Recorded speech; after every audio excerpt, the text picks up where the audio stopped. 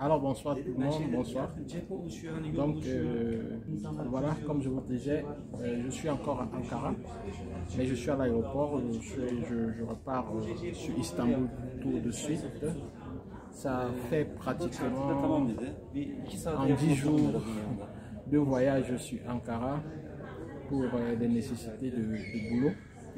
C'est pour ça que vous n'avez pas vu trop présent ces derniers temps.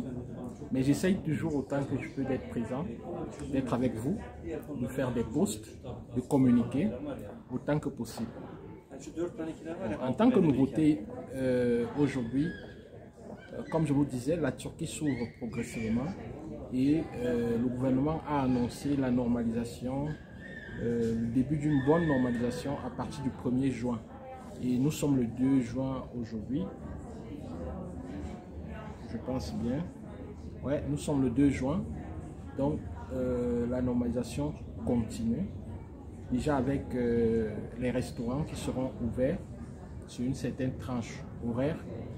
Et le confinement du week-end se limite, commence à partir de samedi soir jusqu'à dimanche dans la nuit. Donc on peut dire que ce n'est que la journée de dimanche qui reste totalement confinée, comme on avait le confinement le week-end avant. Donc samedi est free maintenant.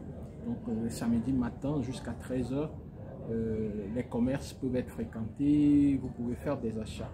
Donc ça c'est déjà aussi une bonne nouvelle pour ceux qui font des affaires.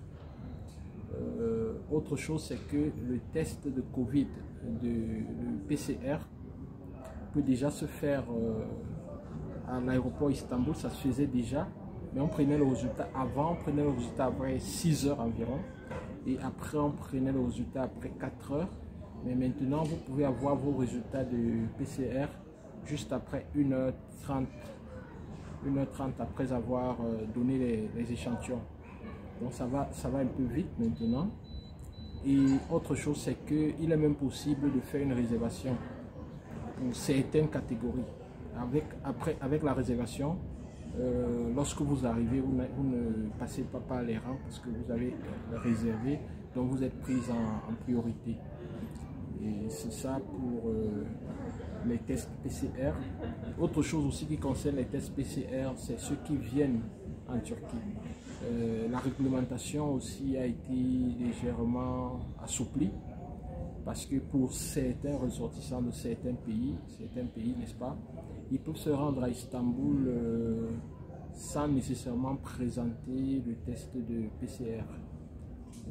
Il faudra montrer soit en fonction des cas, soit une preuve qu'on a eu sa vaccination dans un délai qui est bien défini, soit alors une preuve qu'on a déjà été contaminé par le virus sur, je pense, les 6 derniers mois. C'est une évolution, un assouplissement des mesures. Et aussi, il y avait des ressortissants comme les Anglais, du moins des personnes qui provenaient de ces zones-là, Angleterre, Afrique du Sud, ils ne pouvaient pas entrer en Turquie. Et maintenant, c'est possible. Sauf que pour eux, il faudrait présenter un test négatif PCR à l'arrivée et ils auront droit à 14 jours de confinement à leur arrivée. Et ça, c'est pour les ressortissants de ces pays-là. Pour les autres, ça ne s'applique pas, cette règle-là. Donc voilà en quelque sorte, donc voilà, le mois de juin, la normalisation va se poursuivre.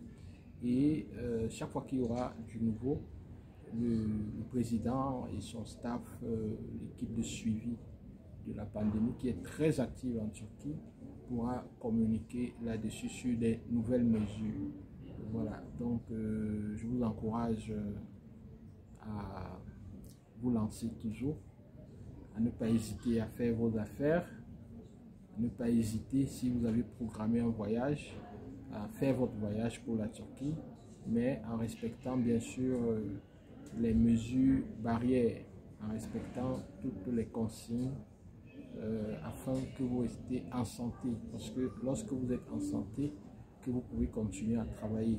Si vous êtes malade, le travail va s'arrêter, du moins c'est le temps de votre guérison. Donc en attendant que vous rétablissiez, vous n'allez pas travailler. C'est la raison pour laquelle vous devez rester safe. Voilà. Donc en bref, mon séjour à Ankara, comme je vous dis toujours, il y a des détails dans lesquels on n'a pas besoin d'entrer parce qu'on signe des accords de confidentialité avec tous nos clients. Donc ceux pour qui je suis venu à Ankara cette deuxième fois en urgence, ils suivent la vidéo et ils vont se reconnaître. Donc je puis déjà vous dire que la mission s'est très bien passée, au-delà de toute attente. Et je puis déjà vous dire que le projet c'est dans la poche.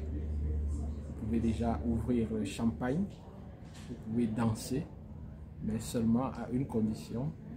Envoyez-moi les vidéos de votre danse, parce que en vous voyant danser, je pense que je vais aussi danser en imitant vos touches.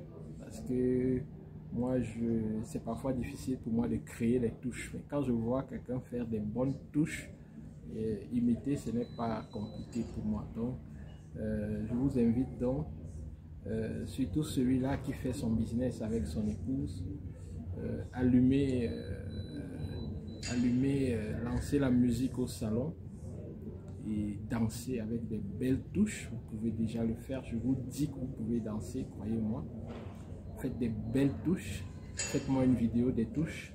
Comme ça, moi aussi, je vais danser en faisant des très belles touches et je vais également vous faire une vidéo des touches.